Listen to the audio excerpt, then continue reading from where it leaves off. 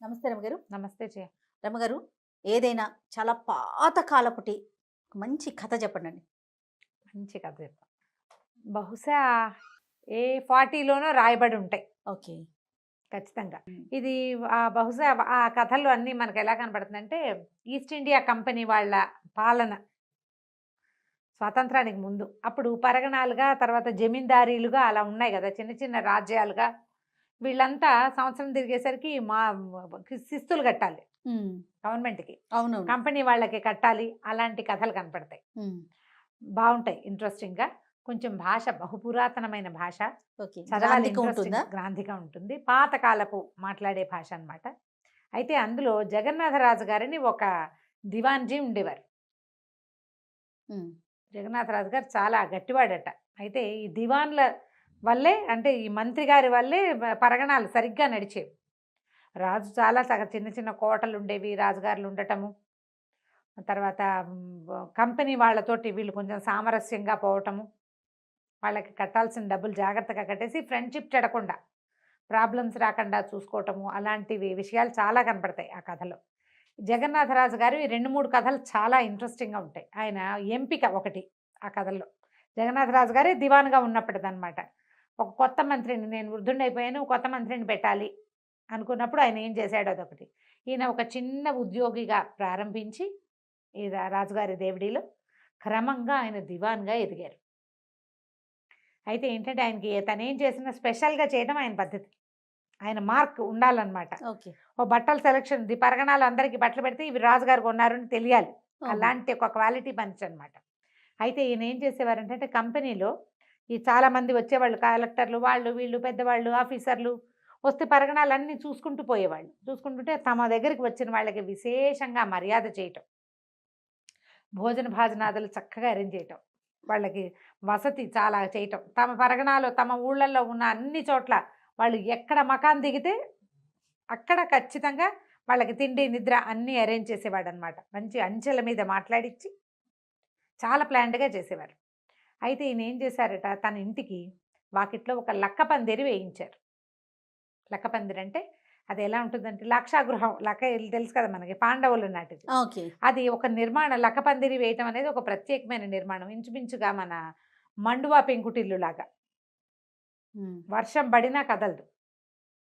తర్వాత దానికి కుచ్చులు వేలాడుతుంటే వాటి మీద రామాయణం మీద ఘట్టాలన్నీ మొత్తం రామాయణం అంతా పెయింట్ చేయబడి ఉంటుంది.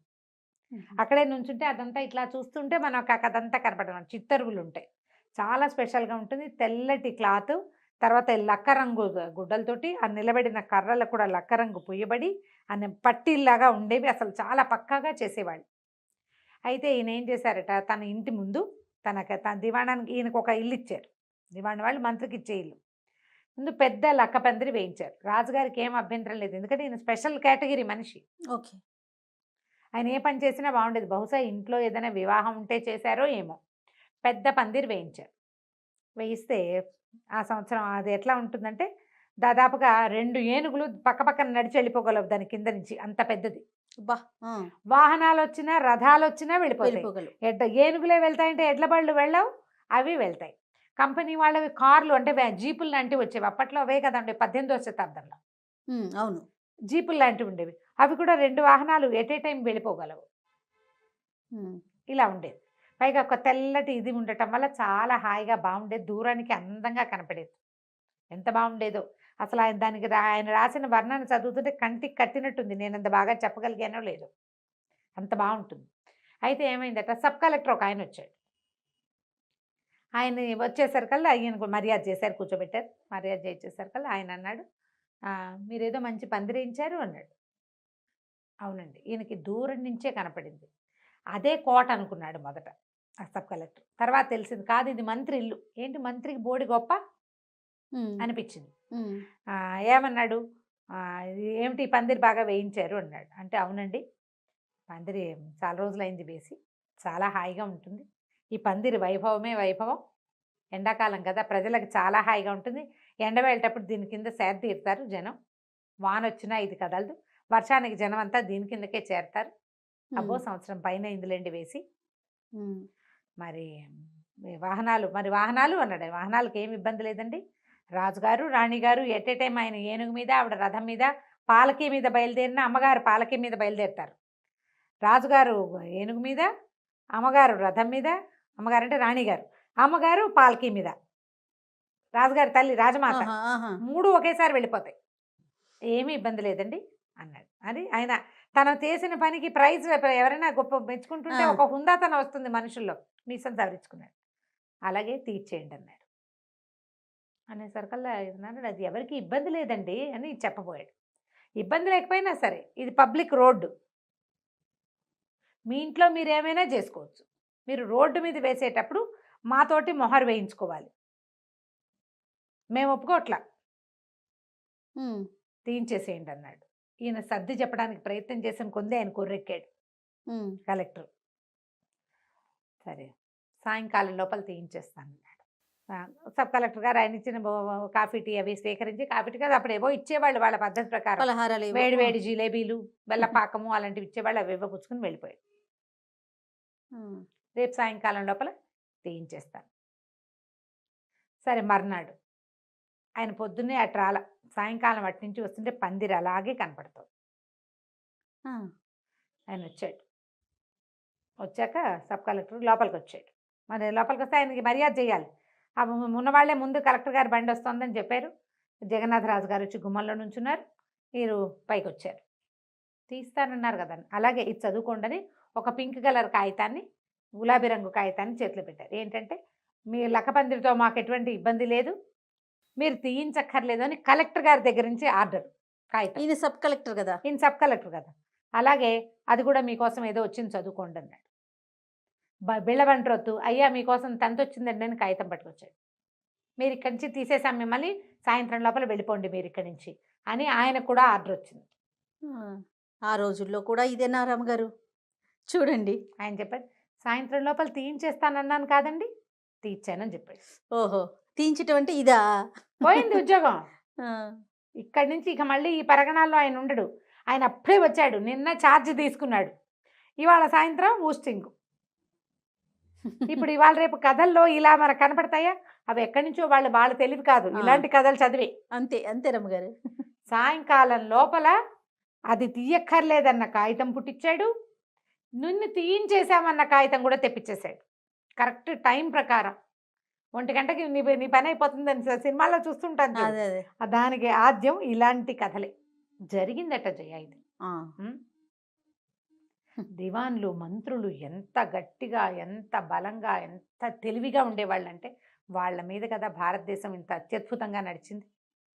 రాజుల గొప్పతనం ఒకటే కాదు, ఆ రాచరికాన్ని నిలబెట్టగలిగేటువంటి దివాన్లు మంత్రులు వాళ్ళ తెలివి వల్ల, వాళ్ళ అయితే చాకచక్యం మరి వల్ల. బ్రిటిష్ వారి పాలనకి లొంగలేదు రమ్మగారు కొంతమంది దివాన్లు. లొంగ వాళ్ళ కన్నా మాటలకి అట్లా లొంగిన వాళ్ళు ఉన్నారు లొంగి కదా. లొంగి చెడగొట్టుకుంటారు జయ. ఇప్పుడు తెలివి గల వాళ్ళు 100 మంది ఉంటే అందులో ఆశపోతులు 10 మంది అయినా ఉండరా? అది వాళ్ళ వల్లే కదా నష్టం. సెల్ఫిష్ గా బిహేవ్ చేసి, ఇది దేశం కోసం ఆలోచించకుండా సొంతం కోసం చూసి అలాంటి వాళ్ళకి ఆసరాలు ఇచ్చింది మన వాళ్ళే. అదే అదే. వాళ్ళకి ఎట్లా వాళ్ళు వచ్చారు, వాళ్ళని ఎలా వీళ్ళు ఒప్పుకున్నారు, వాళ్ళని మన మీద రాజ్యం చేసేందుకు ఒప్పుకున్నారంటే వీళ్ళల్లో ఉన్న స్వార్థపరులు, తెలివి తక్కువ వాళ్ళు. అంతే. ఇలా బయట వాడికి ఆసరా ఇవ్వకూడదు అనకుండా మనం కొట్టుకుని 3వ వాడికి ఆసరా ఇస్తున్నామన్న ఆలోచన లేని వాళ్ళు స్వార్థపరులు. అంతే. ప్రతిసారి అలెగ్జాండర్ వచ్చాడంటే అలాగే వచ్చాడు. తర్వాత వీళ్ళు వచ్చారంటే, మన మొఘల్స్ వచ్చారంటే అలాగే వచ్చారు. తురుష్కులు ఎలా వచ్చారు? రావటాలు, దాడి చేయటాలు, ఎత్తుకుపోటాలు, చంపేటాలు, ఎంత నాశనం చేశారు. మనలో ఒక లూప్ హోల్ ఎప్పుడు ఉంటుంది. నేను చెప్తున్నాగా, 100 మంది తెలివి గల వాళ్ళల్లో 10 మంది స్వార్థపరులు, తెలివైన స్వార్థపరులు ఉంటే ఇలాంటి ప్రాబ్లమ్స్ వస్తాయి. భారతదేశానికి పెద్ద సమస్య ఏంటంటే మన దగ్గర తెలివి గల వాళ్ళు ఎంతమంది ఉన్నారో వాళ్ళల్లో కొంత పర్సంటేజ్ తెలివైన స్వార్థపరులు. అవునండి. మనవాడు పైకి రాకుండా చేయడానికి ఏమైనా చేస్తారు వీళ్ళు. 2వ వాడికి ఆసరా ఇస్తారు. అలా ఇవ్వడం వల్లే మనం ఎప్పుడూ దాడులకి గురవుతూనే ఉన్నాం. ఎంత దోచుకుపోయినా ఇంకా భారతదేశంలో ఏదో ఒకటి ఉంటూనే ఉండేది. ఇక్కడ ఉన్న సంపదలు అట్లాంటివి. భూతల స్వర్గం కదా. అంచేత ఇంకా ఇప్పటికీ ఏవో ఒకటి చూడండి, ఇప్పటికీ తవ్వకాలు అక్కడ బయటపడినాయి, ఇక్కడ బయట ఇప్పటికీ కూడా. కానీ ఇప్పుడు చూడు, రూపాయి ధర ఏమో రూపాయి విలువ పడిపోతుంది. ఇది ఒక సమస్య. అవును. ఈ జగన్నాథరాజు గారి కథ ఇంకొకటి కూడా చాలా ఇంట్రెస్టింగ్గా ఉంటుంది. చిన్న బ్రీఫ్గా చెప్తా, అది పెద్ద కథ కాదు, ఓకే. చిన్న కథ. ఇందులోనే చెప్పేస్తున్నారా? ఇందులోనే ఆ. చెప్పేస్తా. రాజుగారట బాగా పెద్దవారు అయిపోయారు, ఎవరినైనా కొత్త మంత్రిని పెట్టుకుందామని చెప్పారు. కాదని ప్రభువులు బతిమలాడినా ఈయనని వృద్ధున్నయ్యాను ఇంకా చెయ్యలేను, ముందు ఎవరినైనా తీసుకుని తర్ఫీదు చేద్దాం, వాళ్ళు తయారయ్యాకే మానేద్దామన్నారు. సరే అక్కడి నుంచి మనకు ఓ 10 రాశారు, తెలివైన వాళ్ళు ఇలా ఉండాలి అలా ఉండాలి పలానాది కావాలని రాశారు. రాస్తే 100 మంది వచ్చారట. మ్హూ. సరే 100 మందిని చెక్కింగ్ ఈయన చూస్తూనే ఉన్నాడు, 100 మందిని అట్టబెట్టారు. ఆ 100 మందిలో 40 మంది తేలారు. అందరికీ భోజనాలు ఏర్పాటు చేశారు లోపలే దేవుడి దగ్గరే చుట్టుపక్కల వీళ్ళలో ఏర్పాటు చేశారు భోజనాల శాలలో. తర్వాత ఒకరాటి సాయంకాలం వీళ్ళంతా ఆడుకుందాం అనుకున్నారట. ఆడుకుందామంటే అప్పటికే కాలేజీలు చదువులు బిఏలు, మ్. 19వ శతాబ్దపు తొలి రోజులు బహుశా, లేదా 18 చివరి రోజులు అనుకో. అప్పటికి వీళ్ళంతా బిఏలు చదివిన వాళ్ళు కాలేజీలో హాకీ ఆడడము అవి తెలుసుకున్నారు. మ్. కావాల్సిన ఇంతంత పొడుగు కర్రలు అవి ఇచ్చారు. మామూలు ఊళ్ళలో జనాలకు అవన్నీ ఏం తెలుస్తాయి, ప్రత్యేక కాలేజీలు అంటే ఎక్కడో మద్రాసులోనో అక్కడ ఇక్కడ ఉండేవి. అవును. వీళ్ళంతా జనాలు చేరి ఆ కర్రలతో ఆడుతుంటే ఆశ్చర్యపోతున్నారు, జనం అంతా విచిత్రంగా చూస్తున్నారు. హాకీ ఆట అయిపోయింది, ఎవరి దారిని వాళ్ళు బయలుదేరారు. ఒక చిన్న కాలం ఉందట ప్లే గ్రౌండ్కి కోటకి మధ్యలో. మ్. అక్కడ ఒక ముసలి రైతు బండి దాటించబోయాడు, ఆ బండి కాస్త అందులో కూరుకుపోయింది. ఈ పోతున్న 40 మంది వాళ్ళ దారిని వాళ్ళు పోతున్నారు, ఎవ్వరూ ఇతన్ని పట్టించుకోవాలి. ఆ వెళ్ళే వాళ్ళల్లో ఒక కుర్రాడు మాత్రం వాడికి అంతకుముందే పడ్డాడు, కాలు గట్టిగానే దెబ్బ తగిలింది, కుంటుకుంటూ వస్తున్నాడు. చూసి ఏం తాత సహాయం చేయమన్నావా అంటే, బాబు మీలాంటి పెద్దవాళ్ళు ఏం సహాయం చేస్తారండి అంటే, పర్వాలేదులే నేను ఆ మాత్రం చేయగలను, నీళ్ళలోకి దిగుతా, బండిని ఎత్తి తోస్తా, నువ్వు ఎడ్ల నదిలించు అని చెప్పి ఆ తాతని ముసలి రైతుని నొగలో కూర్చోమన్నాడు బండి మీద. ఆయన వెళ్ళి పైన ఎక్కి కూర్చున్నాడు. అయితే ఇతను గట్టిగా సాయం పట్టాడు, 2 బాగా ఊతం ఇచ్చేసరికల్లా బండి ముందుకు కదిలేదు. నువ్వు ఎంత చక్కటి వాడిపోయి, ఈ రోజుల్లో ఎవరు లేరు పిల్లలు, చాలా మంచి పని చేసావు నాయన, మా వాళ్ళు ఎవరన్నా వచ్చే లోపలే నువ్వు నాకు సహాయం చేసావు అంటే ఏదైనా బహుమతి ఇస్తావా మరి నాకు అన్నాడు కుర్రాడు. అనేసరికల్లా ఆయనే ఉన్నాడు, నీకేమి ఇవ్వగలనయ్యా నేను అన్నాడు. అంటుంటే అతను నవ్విన నవ్వుకి ఈయన జగన్నాథరాజు గారేమో అనిపించింది ఆ కుర్రాడికి. మ్హూ. ఆ తాతయ్య జగన్నాథరాజు గారేనా? అనిపించింది. కానీ ముసలి రూపంలో ఎందుకుంటాడు, ఆయన అంత వృద్ధుడు కాదు, పైగా ఈ బండి ఎందుకు వేసుకొస్తాడు, ఊరుకున్నాడు. మర్నాడు ఫలితాలు ప్రకటిస్తామన్నారు. ఫలితాలు ప్రకటించినప్పుడు ఆయన ఏమన్నాడంటే, ఈ 40 మంది అన్ఫిట్టే, వీళ్ళల్లో ఇతరులకు సహాయం చేసే గుణం లేదు, వాళ్ళు 40 సాయం పడితే అరక్షణంలో ఆ బండి వెళ్ళిపోయేది. కానీ ఒకే ఒకడు వచ్చాడు, గాయపడినా కూడా తన వంతు సాయం తను ఇతరులకు చేయాలనుకున్నవాడే నిజమైన మంత్రిత్వానికి పనికొస్తాడు. మంత్రులు ఆడుకునేవాళ్ళు, పాడుకునేవాళ్ళు, చదువుకునేవాళ్ళు కాదు, సహాయం చేసేవాళ్ళు. వాడి మంత్రాంగంలోనే రాజ్యం నడవాలి, అతని సహాయం మీదే రాజ్యం నడుస్తుంది. అందుకని ఆ సాయం చేసిన కుర్రాన్ని మంత్రిగా నియమించారు. జగన్నాథరాజు గారే ఆ వృద్ధ రైతు. ఓకే. ఆయన కావాలనే బండి అక్కడ దింపించుకుని చూస్తున్నాడు, ఎవరు వీళ్ళలో వస్తారు? ఎవరు వస్తారా అని.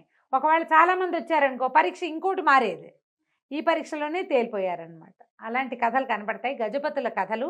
ఇది మనకి ఎందులో ఉంది, ఒక పాత పుస్తకం దొరికింది నాకు, చాలా పాత, అసలు గట్టిగా ముట్టుకుంటే పేపర్లు చిరిగిపోయేలాగా ఉన్నాయి. మ్హూ. ఎక్కడ దొరుకుతుందో చూద్దాము, నాకు ఎక్కడైనా కనపడితే చెప్తా. స్క్రిప్ట్లో వాటిల్లో లేదు. ఆహా. కొంచెం పురాతనమైన భాష చదవగలిగే ప్రాక్టీస్ ఉన్న వాళ్ళు ఈ పుస్తకం కోసం వెతకచ్చు, చదవచ్చు, బాగుంటుంది. తప్పకుండా రమగారు.